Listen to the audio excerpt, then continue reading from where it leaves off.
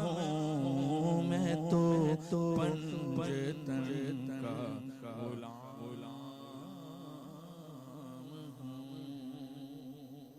سبحان اللہ سبحان اللہ. میں اپنے پیارے بھائی ناصر سہروردی کا شکریہ ادا کرنا چاہوں گا. بہت خوبصورت کلام سنایا ماشاءاللہ.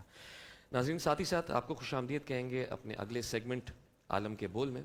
ہمارے علماء کرام کا پینل ہمارے ساتھ موجود ہے. سب سے پہلے ان کا تعارف کروانا چاہوں گا. ہمارے ساتھ موجود ہیں علامہ سید شہنشاہ نقوی صاحب. آپ مشہور و معروف مذہبی اسکالر ہیں. ہمیشہ پیار محبت اور اتحاد کی بات کرتے ہیں. ان کے ساتھ ہمارے ساتھ موجود ہیں پیر مفتی اقبال نقشبندی صاحب. آپ ہمیشہ دین کی تبلیغ کے لیے کوشاں نظر آتے ہیں. ان کے ساتھ موجود ہیں مفتی فضل ہمدرد صاحب. آپ نوجوان ریلیجس اسکالر ہیں اور کئی جگہوں پر دین کی بات کرتے ہوئے نظر آتے ہیں. آپ سب کو خوش آمدید. شکریہ. 2 دن پہلے ہم نے ایک موضوع پہ بات چیت شروع کی تھی, حلال اور حرام کا تصور اسلام کے اندر. ہمیں احساس ہوا کہ اس پر مکمل بات ہم نہیں کر پائے, اور جو ہمیں لوگوں کا فیڈ بیک آیا, لوگوں کے سوالات آئے, تو آج ہم اسی موضوع کو کنٹینیو کرنا چاہ رہے ہیں تاکہ لوگوں کو مزید آگاہی فراہم کر سکیں. اور ہمارا جو ٹاپک تھا ایک دفعہ اس کا پیکج بھی دوبارہ دیکھتے ہیں.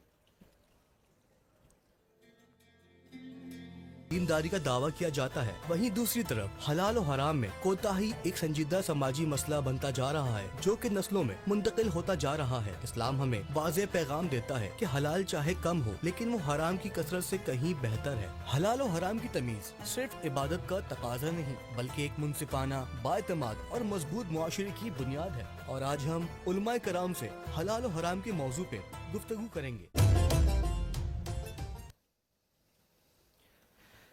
جی ناظرین, پیکج دکھانے کا مقصد یہ تھا کہ جن لوگوں نے ہماری دوسرے روزے کی ٹرانسمیشن میں یہ سوالات یا یہ باتیں نہیں سنی تھی وہ آج دیکھ لیں, سن لیں, سمجھ لیں, اور مزید لائیو کالز کر کے ہم سے سوال کر سکتے ہیں. لیکن ہمارے پاس آلریڈی سوالات کا ایک خاصا ہوم ورک موجود ہے جو دوسرے روزے پر ہم نہیں کر پائے تھے. تو علامہ صاحب سے میں شروع کرنا چاہوں گی. علامہ صاحب, ویسے تو ٹاپک کو وہیں سے شروع کرنا چاہیے تھا, کیا خوب وہاں پہ ہم باتیں کر رہے تھے اس وقت, لیکن اب اس دن مفتی صاحب نے کہا کہ ججمنٹل نہیں ہونا چاہیے ہمیں کہ کون حرام کما رہا ہے اور کون حلال یہ ہم ہوتے کون ہیں جج کرنے والے سب سے پہلے.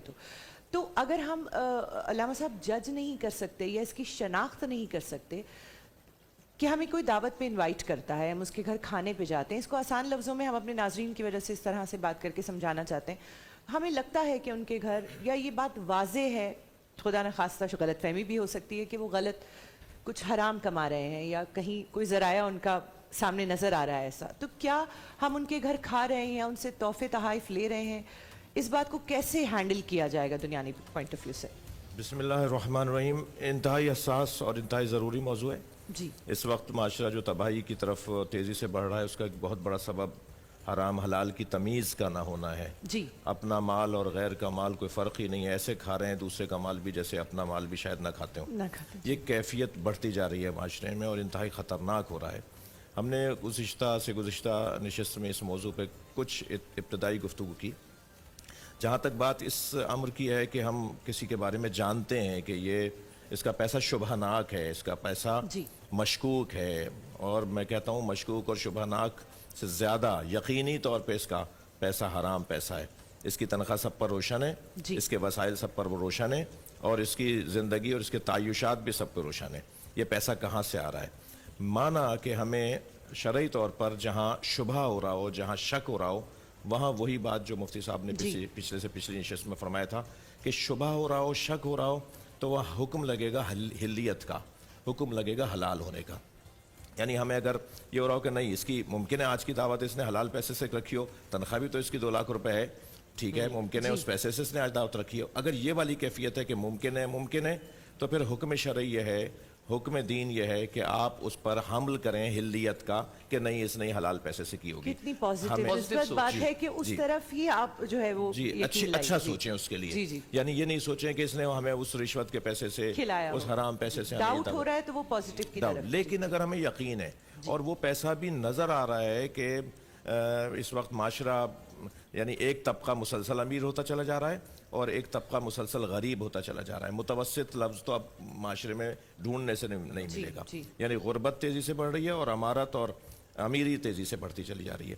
تو ایک آدمی کے بارے میں اگر شہرت ہے، عام ہے، اس کی بات یہ مشہور ہے کہ وہ یہ کام کرتا ہے، تو شبہ ناک نہیں رہا، پھر وہ مشکوک نہیں رہا، پھر وہ یقینی کیفیت ہو گئی ہے. ہم وہ جو لقمہ اس کی طرف سے کھائیں گے یا اس کے دسترخوان بیٹھ کے کھائیں گے تو یقین جانیے ممکن ہے، مفتی صاحب کی بات اور اس شرعی حکم کو ہم مد نظر رکھتے ہوئے بات کریں، ممکن ہے حکم شرعی ہم پہ نہ لگے مگر حکم وضعی ہم پر لگے گا. اب یہ دو اصطلاحیں کیا ہیں؟ ایک چیز کا حکم ہے حکم شرعی، اور اسی حکم کا ایک وضعی اثر ہے، ایک وضعی حکم ہے. میں مثال دیتا ہوں. کوئی شخص شربت سمجھ کر معاذ اللہ خدا نخواستہ شراب پی لے تو شرعی طور پر اس کے سزا نہیں ہے، کوڑے نہیں لگیں گے. اس نے تو شربت سمجھا تھا، غلط فہمی تھی. غلط فہمی. لیکن کیا نشہ نہیں چڑھے گا؟ بے شک یہ جو نشہ چڑھے گا اسے اثر وضعی کہا جاتا ہے. ہم کسی کے پیسے کو یہ سوچ کر، مشکوک پیسے کو، کہ نہیں ہو سکتا اس نے حلال پیسے، لیکن اگر وہ حرام سے ہوا تو ہم پر اس کا اثر آنا ہے.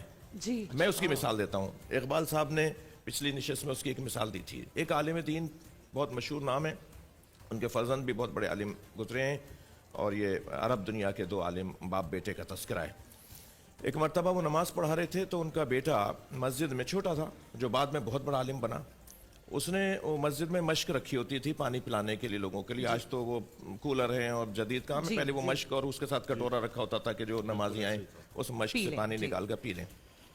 ان کے اس بیٹے نے جو بعد میں جا کے بہت بڑا عالم بنے گا، مشق میں کیل سے سوراخ کر دیا، کسی چبھانے والی پھاڑنے والی چیز سے اس میں سوراخ کر دیا، پانی سارا بہہ گیا.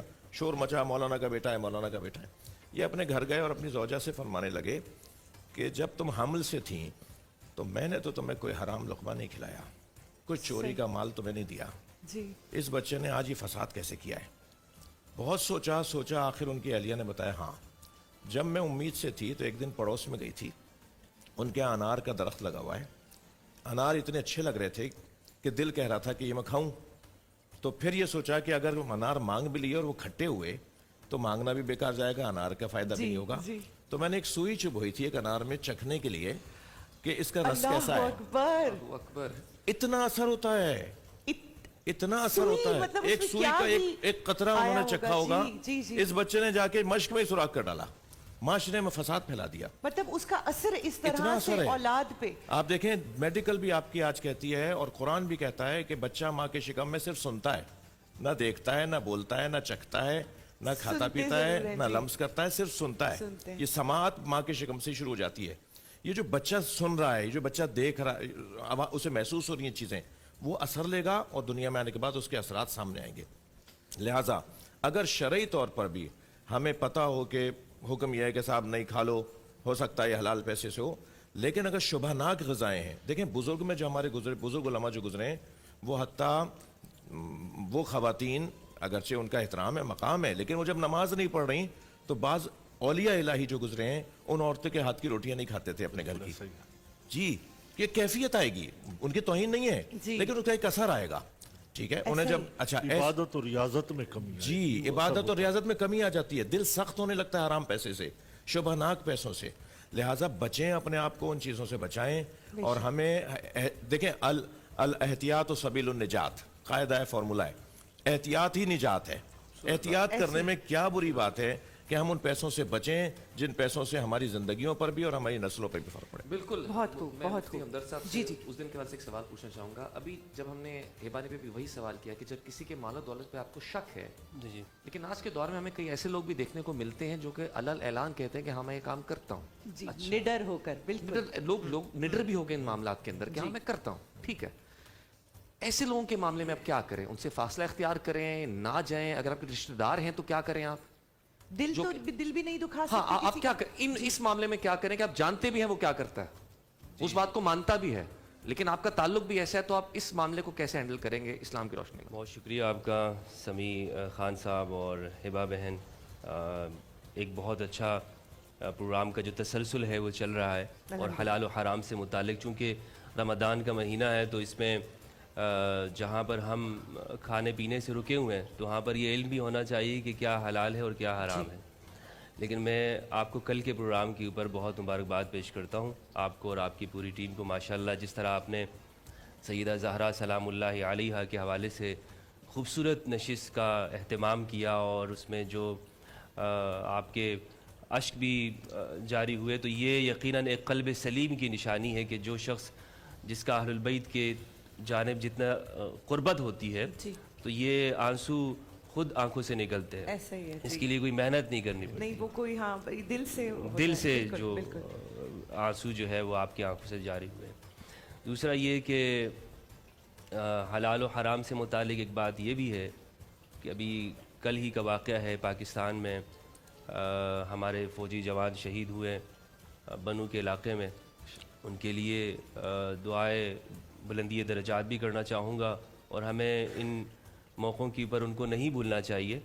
اور اسی سے یہ بات بھی معلوم ہوتی ہے کہ جو لوگ اسلام کے نام پر اس طرح کی فکر و سوچ رکھتے ہیں جس میں انسانیت کا قتل ہے، جس میں بے گناہ لوگوں کا قتل ہے، یقیناً یہ فکر حرام کی فکر ہے، اس کا اس شریعت سے کوئی تعلق نہیں، اسلام سے کوئی تعلق نہیں ہے۔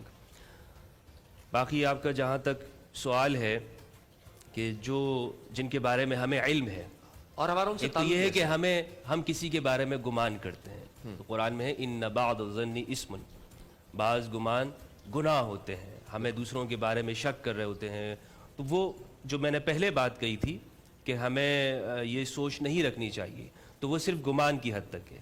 جس طرح آج علامہ شنشاہ نقوی صاحب حافظہ اللہ انہوں نے گفتگو فرمائی، بالکل حقیقت پر مبنی ہے، اور یہی حق ہے جو انہوں نے فرمایا۔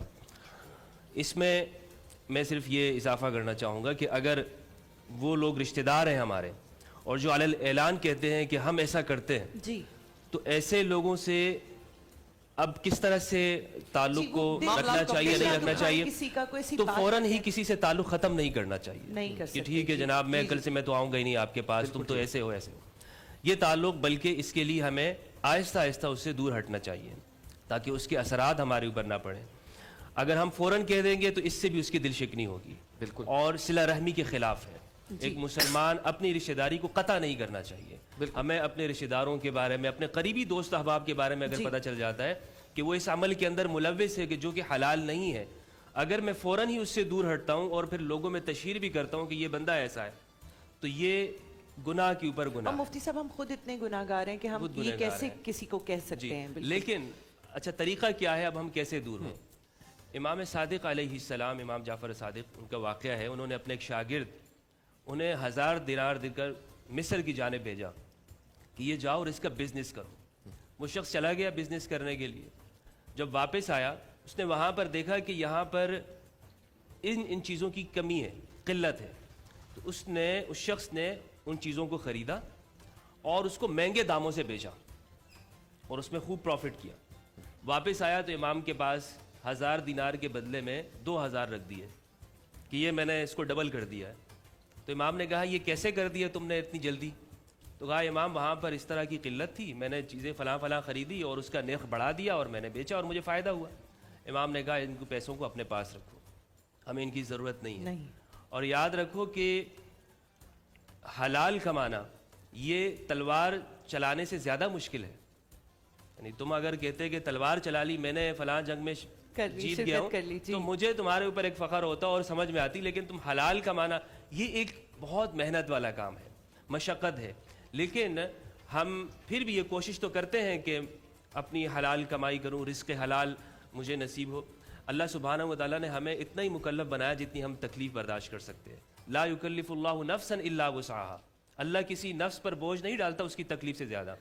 تو معاشرے میں اگر حرام ہے، دوسری چیزیں ہیں، مجھے بچنا چاہیے، اس سے اگر چھینٹیں لگ جاتی ہیں تو توبہ استغفار انسان کرے، اللہ سبحانہ و تعالیٰ معاف کرنے والا ہے۔ کوئی بھی شخص یہ نہیں کہہ سکتا اس زمانے میں میری 100% تک، یعنی میں یہ بات کروں میری آمدن حلال ہے، نہیں ہو سکتا، مشکل ہے، یہ بہت مشکل۔ لیکن ہمیں ریئلسٹک ہونا چاہیے۔ آپ کو کئی جگہ سے پتہ بھی نہیں ہوگا، آپ تک پہنچ جائے، آپ کو معلوم نہ ہو۔ جی ایک شخص امام کے پاس آیا کہ مجھے رزق حلال کی دعا کیجیے، امام صادق کے پاس۔ امام نے فرمایا، اصول کافی کی روایت ہے، امام نے فرمایا تم نے انبیاء کا رزق مانگا ہے، رزق حلال بھائی جو معاشرے میں تمہیں مل رہا ہے کوشش کرو، اپنی محنت کرو، کمائی کرو، اور جو تمہیں تمہاری محنت کے نتیجے میں مل رہا ہے اس پہ